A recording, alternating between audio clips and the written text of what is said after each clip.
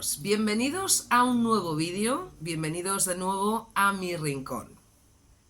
La semana pasada, en el anterior vídeo, os hablaba, comenzábamos reseñando y hablando profundamente del capítulo 1 de este libro, Becoming Brigitte, del autor francés Xavier Pussat. Conocimos la biografía oficial de la primera dama francesa y supimos de su influencia en el presidente, sobre todo por medio de las declaraciones a medios de comunicación y de lo que se estaba publicando en los medios de comunicación en cada momento.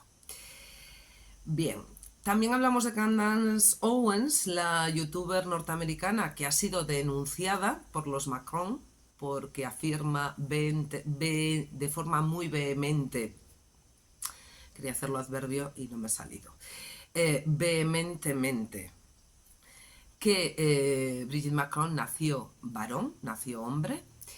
Y habíamos hablado también de que Xavier Pussat, el autor del libro, nunca había sido denunciado en Francia por difamación, ni nunca había sido denunciado por el contenido de este libro. Bien, eso es así, pero también es cierto que ha sufrido durante 2 años una persecución por parte de la Hacienda francesa sin ningún tipo de pausa.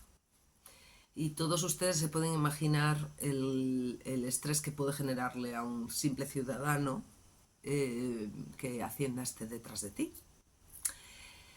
Es tanto el estrés que se ha tenido que ir. Se ha tenido que marchar con su familia a Italia, en la actualidad reside allí, y allí ha recibido una notificación y la visita de los carabinieri, porque Brigitte y Emmanuel Macron le han denunciado por ciberacoso. Y yo me pregunto, ¿cómo es posible que la mujer de un presidente de un país tan importante como Francia, que tiene a su disposición todos los medios de los que el Estado dispone, que son muchos, estamos hablando de ejército, policía, servicios secretos, judicatura, porque ya veremos la relación de Brigitte con el presidente, con el ministro de Justicia francés. ¿Y quién es el ministro de Justicia francés? ¿Esta persona realmente, una persona que tiene toda esta estructura protegiéndole, puede sufrir ciberacoso? O, si lo miramos desde otra perspectiva, yo lo que veo es un abuso por parte del poder que utiliza todos los brazos que tiene para acosar a un ciudadano, que lo único que está haciendo es contar hechos probados.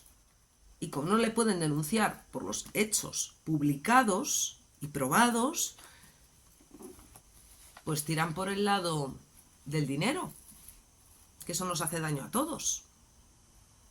Por cierto, Candace Owens, volviendo a la youtuber denunciada, comenta en su canal que los Macron se gastan 8.000 euros diarios, 8.000 euros diarios en el equipo legal que les asiste en la demanda que han planteado en Estados Unidos. De eso hablaremos en otro vídeo.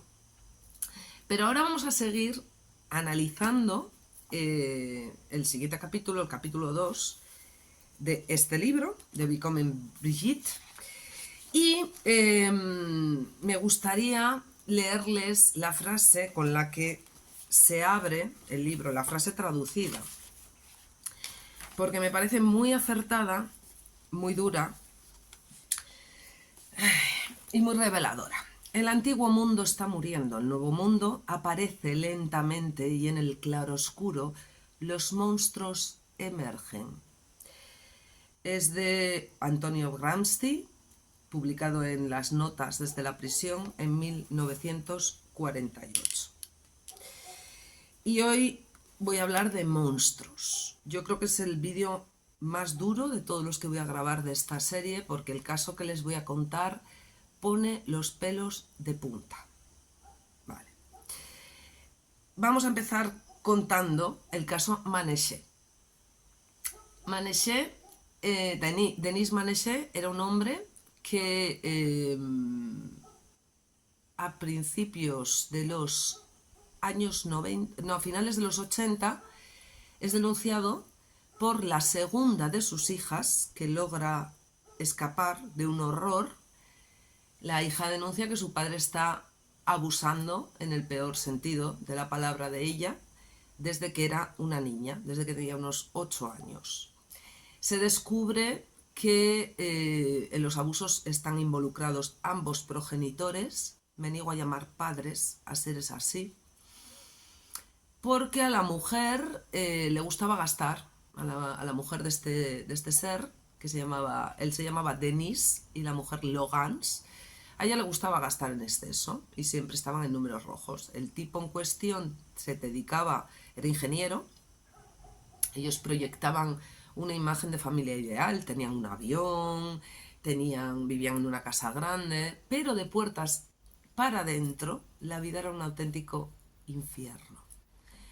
Las dos niñas mayores comienzan a sufrir abusos a partir de los peores, a partir de los 8 años, porque según cuenta Betty, la segunda de estas dos niñas, la madre llega a un acuerdo con el padre.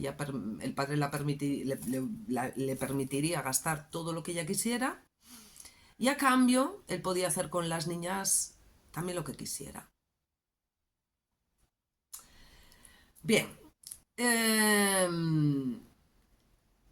ambas niñas se quedan embarazadas. A la primera la llevan a 3 clínicas diferentes a deshacer el problema para no levantar sospechas. A la segunda otras tantas. Y la mayor, Virginie, se queda finalmente embarazada y tiene un niño. Betty, la segunda, logra escapar porque ve que su hermana pequeña, Coralie, va a sufrir la misma suerte que ella y tiene la pulsión de denunciarlo. Había además 2 niños más en la casa. En aquel momento uno tenía 8 y el otro tenía 11 años. El padre los mantenía en una especie de chabola a la entrada de la finca, les obligaba a hacer trabajos físicos terribles, y al parecer no los dejaba entrar porque quería las hembras para él solo. Sí.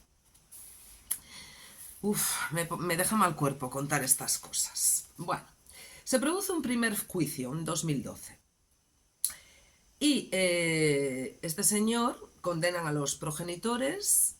A este señor lo condenan a, estoy hablando de memoria, las cifras pueden variar, creo que lo condenan a 5 años. Por todos estos hechos probados, más probados que haber dejado embarazada a tu hija. Bueno, pues le condenan a 5 años, de los cuales solo cumple 3. Y la historia es muy, muy, muy complicada y muy larga, porque hay otro juicio. Pero, dato importante, el abogado de las niñas idea una estrategia, pero una estrategia que no va dirigida a condenar al agresor, sino es una estrategia condenada a todo lo contrario, o sea, orientada a todo lo contrario, a liberarlo. Y idea un concepto que les va a revolver el estómago. El concepto es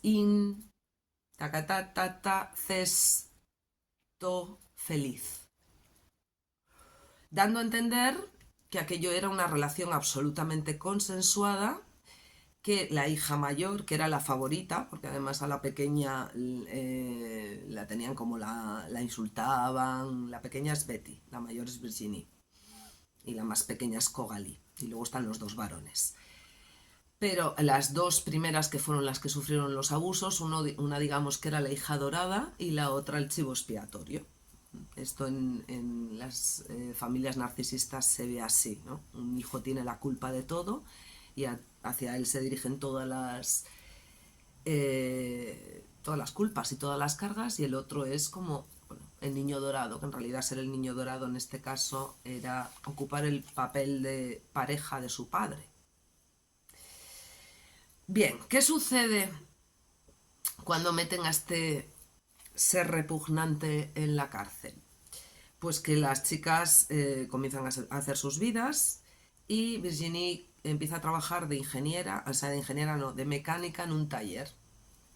Y el padre, Denis Manéchet, al salir de la cárcel, le pegó un tiro y la mató. Luego creo que acabó pegándose un tiro él y quedó mal herido y acabó muriendo. Al final este ser ya no está aquí, está en otro sitio, pagando muy caro todo lo que ha hecho. Bien. Este concepto, en el juicio, en el primer juicio, este concepto de felicidad en el abuso, lo idea un señor que se llama Éric Dupont-Moretti. ¿Y quién es este señor Éric Dupont-Moretti? Pues el ministro de Justicia francés. ¿Cómo lo oyen? Elegido y reelegido. Bueno, ahora no lo sé, porque están en un problemón gravísimo en el gobierno francés. De hecho, parece que va a haber elecciones. Hay muchos paralelismos con lo que pasa en España. Algún día entraremos en eso. Pero vamos, ha sido elegido y reelegido en 2 ocasiones. Y una vez contado todo esto, qué desagradable es contar todo esto, vamos a hablar de algo que ya empezamos a hablar en el anterior vídeo, que es la influencia que tiene Brigitte en Emmanuel Macron, que es el presidente de Francia, y en el gobierno de Francia, y en la toma de decisiones del gobierno de Francia. Bien, se ha expresado en numerosas ocasiones que ella no hace política, pero lo cierto es que tiene las atribuciones, tiene en principio un ámbito muy acotado de actuación. Ella debería de representar a Francia pues, en actos protocolarios donde se exige este tipo de representación de los estados, recibir a políticos importantes, a jefes de Estado, ir elegante, dar una buena imagen del país. Pero Emmanuel Macron ha intentado darle desde el primer momento más protagonismo, mucho más protagonismo. De hecho, les voy a contar lo que se gasta esta señora en ropa, solo en ropa, al año. En 2020 esto lo fiscaliza el Consejo de Cuentas, que fiscaliza los gastos anuales de la Presidencia de la República Francesa. En 2020 se gastó casi 292.000 euros en ropa. En el 21 esa cantidad llega casi a 292.500 euros. En el 22 nos disparamos y nos vamos a 300, casi 16.000 euros, solo en ropa. Además, Brigitte tiene una oficina con 2 asesores que comparte con su marido, otro asesor que asesora a estos 2 asesores y otro asesor que es del marido pero que lo tiene ella. O sea, ella tiene 4 asesores a tiempo completo para actos de representación. ¿Necesitas para actos de representación tanto asesor? Bien. Antes de que se instalaran en el Eliseo, L'Express describió en marzo de 2017 a Brigitte como omnipresente para el candidato. Actúa como acompañante, coach, lectora de discursos, facilitadora u organizadora. Ella es la parte no negociable de su marido. En su partido En Marche, a algunos les fastidia verla tan a menudo y temen los efectos en la opinión pública al mezclar vida privada con la vida pública. Una confusión de géneros de la que la pareja Macron ha hecho su especialidad. Qué curiosa frase, la confusión de géneros. Continúo leyendo lo que decía la prensa francesa. Las periodistas Caroline Derrien y Candice Nedelec escriben en su libro Los Macron, publicado en 2017, que ella es la piedra angular de la pareja, su fundación, su base. Algunos creen que ella es el punto débil de la relación, el punto débil de él. Hombre, el punto débil de él puede ser, si todas las cosas que se rumorean fueran ciertas y salieran a la luz. Si efectivamente la teoría de Candace Owens fuera real, porque entonces estaríamos hablando de una persona mucho mayor, una diferencia de 32 años, que lo conoció además cuando él era menor. No entiendo si es tan bueno esto, porque no nos lo dicen claramente si ha sucedido, porque ahora que todos estamos poniendo los ojos ahí, empezamos a ver cosas muy raras, muy extrañas. Prosigo. A los franceses se les dijo, cuentan estas dos periodistas en el libro Los Macron, que ellos corporalizaban la transgresión y que se traerían disrupción. Transgresión y disrupción. Párense un momento a reflexionar cómo describirían ustedes la relación que tienen con sus parejas. Vamos a ponernos en el caso de que fuéramos gente conocida y tuviéramos que hablar y qué aportaríamos a la sociedad. ¿Ustedes utilizarían las palabras transgresión y disrupción? Yo no. Bien, la periodista Maëlle Baum escribe: Brigitte es la reina de las reuniones informativas. El lugar a escoger en las reuniones es cerca de Brigitte, mejor que al lado de su marido. Ella está involucrada en las contrataciones, entrevistando candidatos cada vez más, en más ocasiones se dedica a entrevistar a estos candidatos. Es coach, es experta en ensayos, es encargada de agenda, es mensajera, es headhunter, es asesora de imagen pública. Y esto supongo que se publica como algo positivo. Pues si tiene todas estas atribuciones, algo habrá tenido que decir en el nombramiento de un señor que es conocido como el Ogro del Norte, el nombramiento como ministro de Justicia, y que fue abogado en el caso que les he contado, que no me parece que sea cualquier caso. De hecho, cuesta bastante encontrar información acerca de este caso. Wikipedia España no lo recoge Wikipedia Francia, pero faltan algunos datos. O sea que no es un caso del que se haya hecho una publicidad como el caso Pelicot. El caso Pelicot nos hemos enterado todos. De este, ustedes sabían algo. Ustedes sabían que el ministro de Justicia actual de Francia había sido abogado de las víctimas en este caso y había ayudado al agresor. ¿A que no lo sabían? Yo tampoco. Lo he sabido gracias a este libro. Y yo me pregunto, ¿no habrá abogados en Francia con una carrera de defensa de los derechos, con una trayectoria limpia, con algo de lo que sentirse orgulloso, que van a elegir a este señor? Como dice Candace Owens, es otro upsi. Ups. Ya van a ver cuántos de estos hay. Bien, vamos a Dupond-Moretti. Vamos a profundizar un poco en la figura de este ser,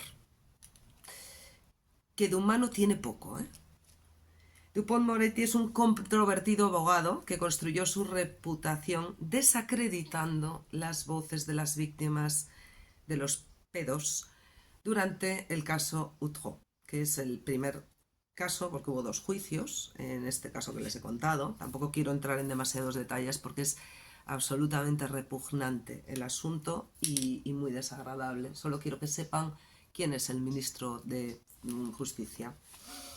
El caso es que este señor estuvo involucrado en otro caso, también de red de gente a las que hacen daño a los niños.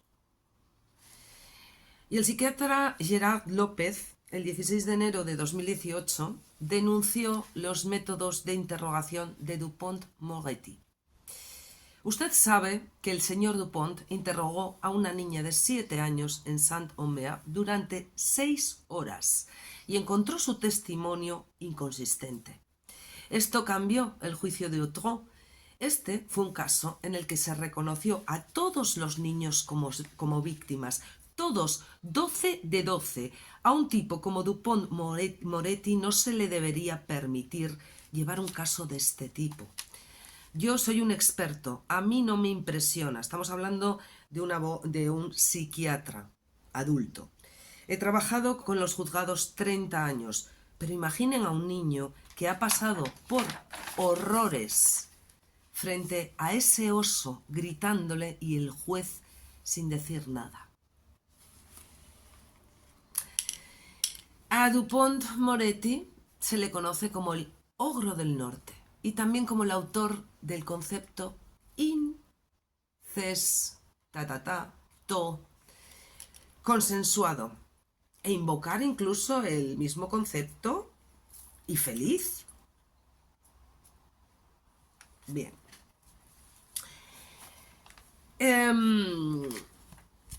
Betty Maneché, que es de las dos víctimas la que sobrevivió, porque este señor, que estuvo 4 días en la cárcel, salió y acabó pegándole un tiro a desviviendo a su primera hija. Betty hizo unas declaraciones públicas, denunció públicamente esto que yo les estoy contando, quién era el ministro de Justicia. Hizo las declaraciones en L'Obs, en una revista, en un semanario, creo que es un semanario, que se llama L'Obs.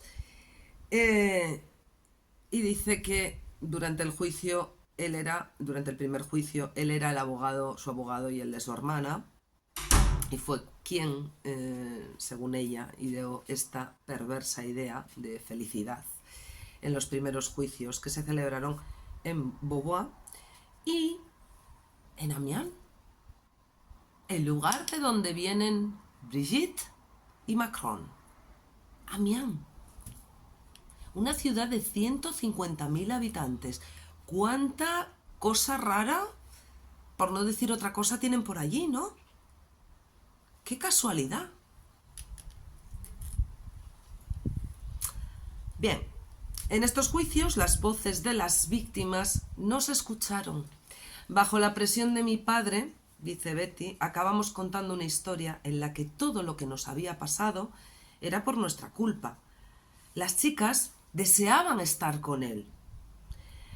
Cuando Betty sabe que a este señor lo han nombrado ministro de Justicia, dice que cuando lo oye, porque además este señor estuvo involucrado en una reforma para modificar la edad de consentimiento. ¡Qué maravilla todo! Bien. Dice, cuando lo escucho hablar de la edad de consentimiento sensual, me vuelvo loca. Me encabrona. ¿Proteger a las víctimas? ¡Qué broma! Mira, aquí tengo el dato. Al padre, a Denis Maneché, lo condenaron a 5 años que acabaron en 3. La pobre víctima dice que Betty afirma, la superviviente, en esta entrevista, que oyó en el momento que el juez le lee la sentencia al agresor, oyó como Dupont-Moretti se acercaba al abogado del agresor y le decía: esto no se había visto nunca antes en la justicia francesa. Y ella declara: los gendarmes me dijeron que lo que me había hecho le costaría una sentencia de por vida. Tenía demasiada fe en la justicia. Pensé que serían mis salvadores y al final me han destruido. Bien. Terrible la historia. Terrible. Eric Dupont-Moretti, abogado, defensor de las víctimas de un caso de abuso horrible. Ministro de Justicia de Francia, refrendado por supuesto, por Emmanuel Macron, pero además por Brigitte, porque sabemos, ya hemos leído, que él le consulta todo y hasta un corte de pelo. Es su coach, es su headhunter. Eso está publicado en la prensa francesa. Bien, amigos, hasta aquí el vídeo de hoy. Si os ha gustado, por favor, dadle like, suscribíos al canal, compartid y dadle a la campanita. Os prometo continuar con el análisis de este fantástico libro, que vuelvo a insistir, esto que estoy haciendo no quita que lo tengáis que comprar en el momento que se edite en español. Señores editores, lo queremos conocer, lo queremos leer en español. Muchas gracias por haber llegado hasta aquí, por haberme visto, por visitar mi rincón. Nos vemos en la siguiente y por favor, haced el bien, porque si hacemos el bien, somos más felices. Cuidaos mucho. Nos vemos en la siguiente. Adiós.